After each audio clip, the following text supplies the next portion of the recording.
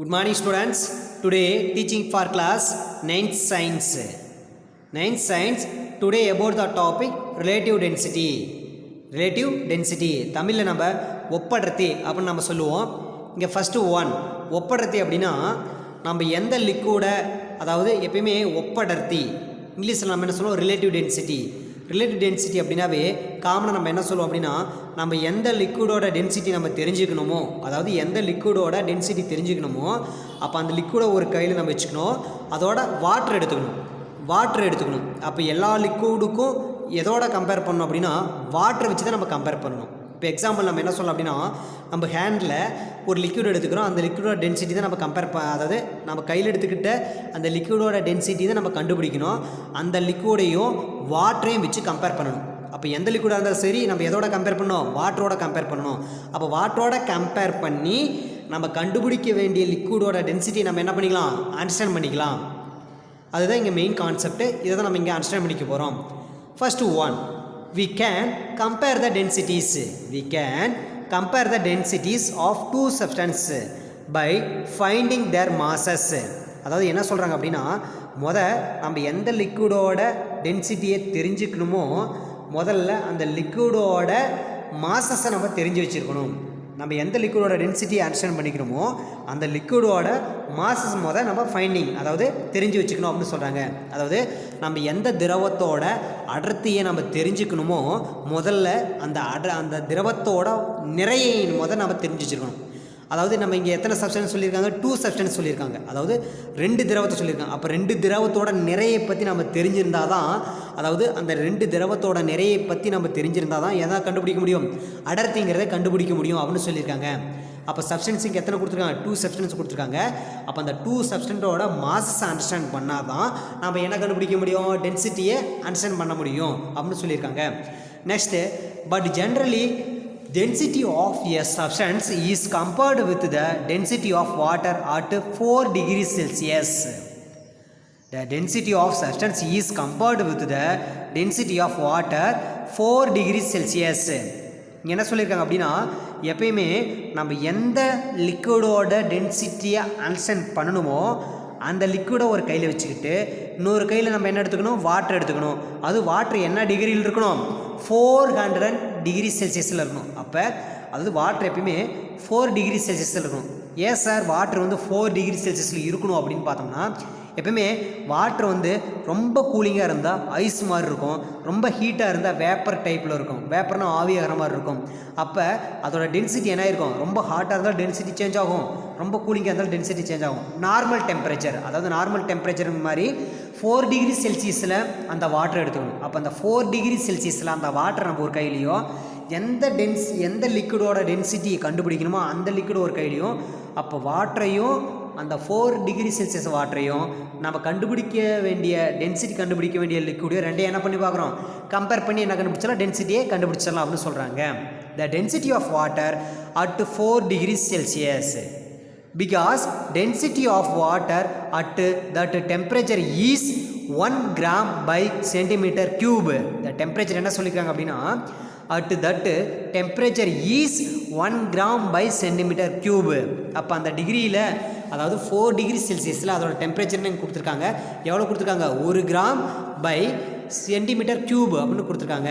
அதாவது இந்த மாதிரி வெப்பநிலையில் அதாவது 4 டிகிரி செல்சியஸ் வெப்பநிலையில் அதோட வெப்பநிலை கொடுத்துருக்காங்க. அதோட எடை எவ்வளோ இருக்கும் அப்படின்னா 1 கிராம் பை சென்டிமீட்டர் கியூப் அப்படின்னு இருக்கும் அப்படின்னு சொல்லியிருக்காங்க. Density of any other substance with respect to the density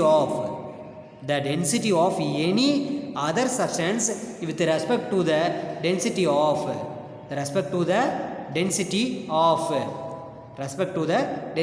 of the water at 4 degrees Celsius. Water at 4 degrees Celsius is called the relative density. ஃபைனலாக என்ன சொல்லியிருக்காங்க அப்படின்னா கடைசியாக அதாவது நம்ம எந்த லிக்விடோட டென்சிட்டியை கண்டுபிடிக்கணுமோ அந்த லிக்விடையும் வாட்டர் எத்தனை டிகிரியில் எடுத்துக்கணும் வாட்டர் 4 டிகிரி செல்சியஸில் எடுத்துக்கிட்டு அந்த வாட்டரையும் நம்ம கையில் எடுத்துக்கிட்ட லிக்விடை கம்பேர் பண்ணி எதை கண்டுபிடிச்சிடலாம் லிக்விடோட டென்சிட்டியை கண்டுபிடிச்சிடலாம் அப்படின்னு சொல்கிறாங்க. அப்போ இது மாதிரி கண்டுபிடிக்கிற முறைக்கு பேர் தான் என்ன சொல்கிறோம் ரிலேட்டிவ் டென்சிட்டி. அதாவது ரெண்டு லிக்விடை கம்பேர் பண்ணி டென்சிட்டி கண்டுபிடிக்கணும். அதாவது ரெண்டு லிக்விட் வாட்டர் ப்ளஸ் நம்ம கண்டுபிடிக்க வேண்டிய லிக்விட், அப்போ 2 லிக்விட்ஸோட டென்சிட்டியை கம்பேர் பண்ணி நம்ம டென்சிட்டி கண்டுபிடிக்கணும். அதனால தான் இதுக்கு பேர் ரிலேட்டிவ் டென்சிட்டி அப்படின்னு சொல்கிறாங்க, ஒப்படர்த்தி அப்படின்னு சொல்கிறாங்க. அதாவது 2 திரவங்களும் எடுத்துக்கிறாங்க, அந்த 2 திரவத்தோட அடர்த்தியும் ஒப்பிட்டு அதோட அடர்த்தி கண்டுபிடிக்கிறாங்க. அதனால தான் இதுக்கு பேர் ஒப்படர்த்தி அப்படின்னு சொல்கிறாங்க. ஒப்பிட்டு பார்க்கறனால இதுக்கு பேர் என்னது ஒப்படர்த்தி. இங்கிலீஷில் கம்பேர் பண்ணி பார்க்கறனால இதுக்கு பேர் ரிலேட்டிவ் டென்சிட்டி அப்படின்னு சொல்லியிருக்காங்க.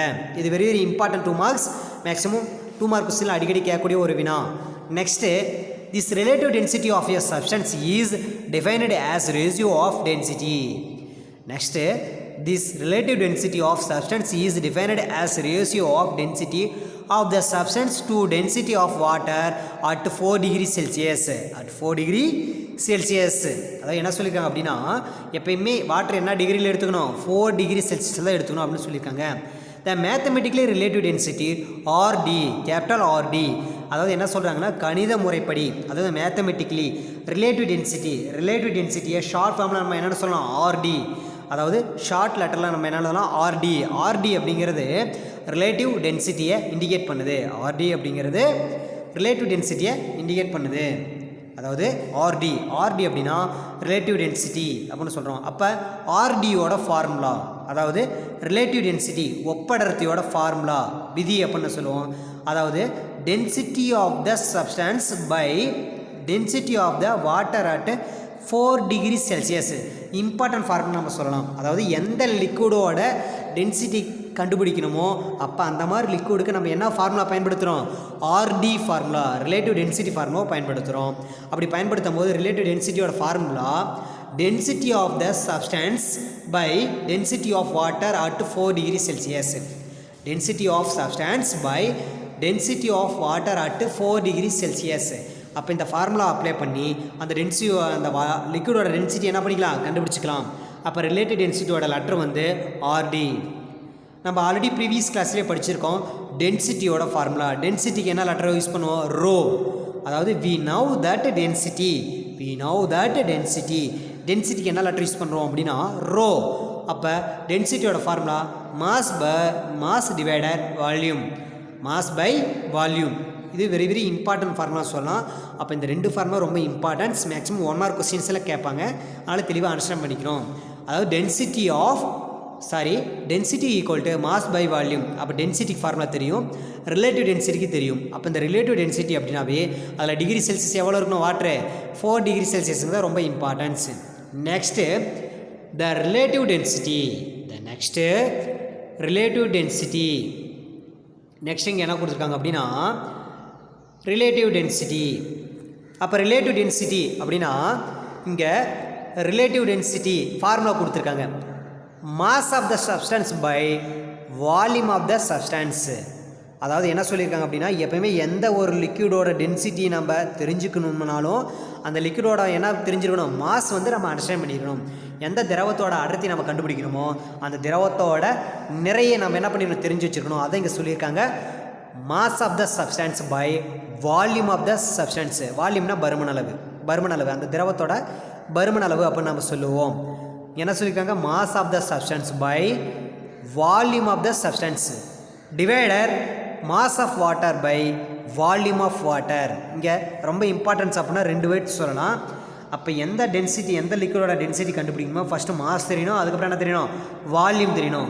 அப்போ சுருக்கமாக ரிலேட்டிவ் டென்சிட்டியோட formula mass of the substance by volume of the substance divider mass of water divider volume of divider. அப்போ இங்கே எத்தனை ஃபார்முலா இருக்குது 3 ஃபார்முலாஸ் இருக்குது, 3யும் அண்டர்ஸ்டாண்ட் பண்ணியாச்சு. Next since the volume of the substance is equal to the volume of water,